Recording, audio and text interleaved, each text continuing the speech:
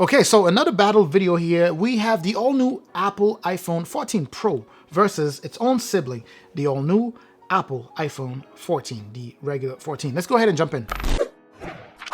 All right, first things first, if you currently own an iPhone 13, don't even waste your time going up to this guy here. I think it's an absolute waste of time to go from the 13 to the 14. I will not say it enough. Completely waste of time. This is literally the iPhone 13, just in a different color. That's literally what it is. These, platforms, the chipsets are so freaking powerful that no one that owns or no one who owns an iPhone 13 is telling themselves, you know what? My iPhone 13 is not able to process this. I think the iPhone 14 will be able to do it. So let me go ahead and upgrade.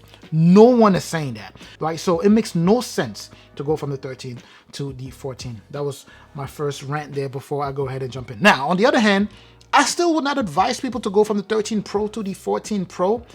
But if you are telling me, you know what, I want to go for the 14 Pro, coming from a 13 Pro simply because we have that dynamic island, right? It looks cool. It's different, it's a slightly different design. I would understand that, right? And plus, of course, the camera on the back is also slightly different. I could kind of understand that. But otherwise, user experience, I can tell you that using and comparing to the previous one right here, I do have the 13 Pro and you can see the notch is still there, but I can tell you that the user experience is the same. Obviously, this is the Pro model and this is the regular model. One thing I tell people is that please tell me that you're going for the Pro model simply because you like it, because a lot of people that I know don't use all of the Pro features found on the iPhone 14 Pro or even the 13 Pro. Now we have the 14 Plus, which is the larger one. So if you were going for the Pro model because you were thinking, you know what, the big phone, I prefer larger phones and they only have that in Pro models. Well, this year Apple actually solved that issue, right? So you can simply go for the Plus model of the 14 and it should pretty much fulfill your need to go for a larger phone or a larger iPhone. But anyway, you have, tons of similarities. One of the main things that these two are sharing would be they're extremely powerful. They're both available with configs that are almost similar, right? Except the Pro here could go up to 1 terabyte. So here you do have the 128, 256, and 512 gigs of internal storage, non-expandable. So both share that feature, right? Non-expandable. And of course you have 6 gigs of RAM on the 14, just like you have 6 gigs of RAM on the 14 Pro here. They also do have the same Apple proprietary, plug there, or I don't know what Apple, I don't know why they insist on keeping this slow charging port, right? But anyway, so they both have lightning charging ports there, meaning they support lightning cable. I'm looking forward to seeing when they finally become standard USB Type-C ports like every other device does out there. But anyway, those are some of the similarities that I want to highlight here. This is not a full review, so we're not going to go too deep, right? So in terms of some of the differences, some of the main differences that we'll notice, just physically, they look different, right? Here you have a three camera module as opposed to a dual camera module on here. And on the front also, you do have a different setup. Right here, you do have that pill looking thing for the front-facing camera. Just like here, you have a notch, right? So that notch pretty much matches what you had on the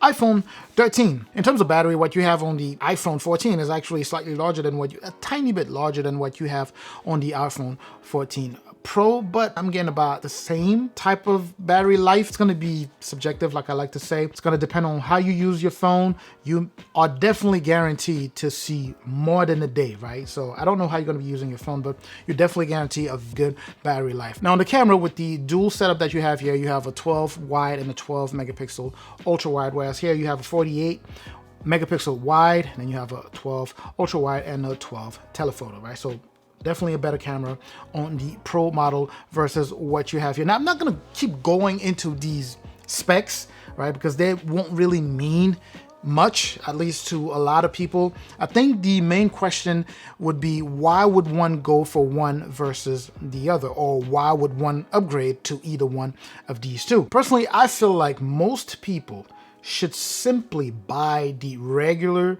iPhone 14. You can achieve so much with just the regular 14. Meaning, if they were to hand you a regular iPhone 14, and you're an average user, they handed you a regular iPhone 14 and you were to use it for a month, and then after that they handed you an iPhone 14 Pro and you used that for a month.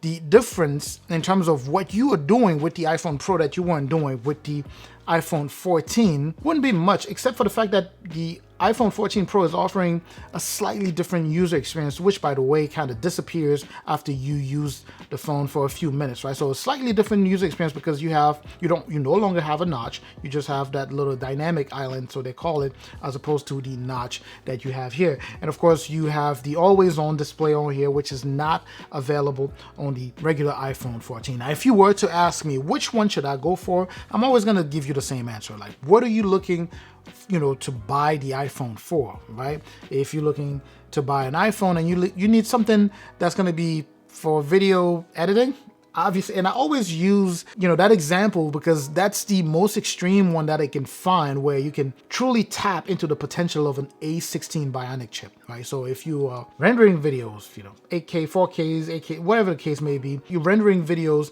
then you should go for this one. So what are you really buying the iPhone 14 Pro for? I do understand those who say, you know what, I want a better camera.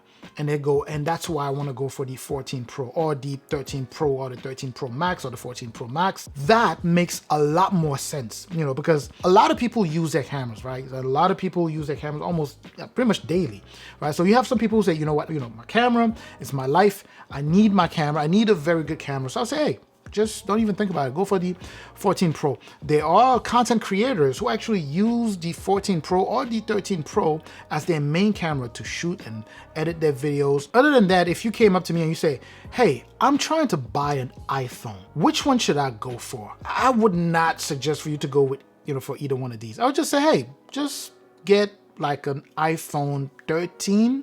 Like, what are you looking to do with your phone? And you tell me, well, I'm a content creator. I want something, good battery. Good. Let's just get yourself an iPhone 13 Pro Max, right? Or if you say, I just need a nice iPhone, a very good iPhone, I say, hey, get the 13, right? And then you can choose one of the colors that you like, because you have to keep in mind that iPhone supports their devices for years, right? Minimum 5 years. So if you get an iPhone 13 or even a 12, let's say you went for a 12 Pro or a 12 Pro Max, that is still to be supported for another 3 years, right? Now, I'm not telling you, or I'm not advising you to go ahead and buy that, but if you ask me, I'll say just get the 13, the regular 13. You have another 4 years of support of that, and it's a good battery. Or you could get the 13 Pro, or you could get the 13 Pro Max. Very good battery, like the one that I have here. Very good battery, great camera, and it's going to be supported for the next 4 years. So that's just my take. But anyway, do you have any questions, any comment? Let me know in the comment section. I'm going to catch you in the comment section like I always do. I'm also going to catch you in the next video. Make sure to share this video, give it a thumbs up, subscribe if you haven't done so already. Like I said, I'm going to catch you in the next video. Up until that next video, of course, as always, stay safe out there.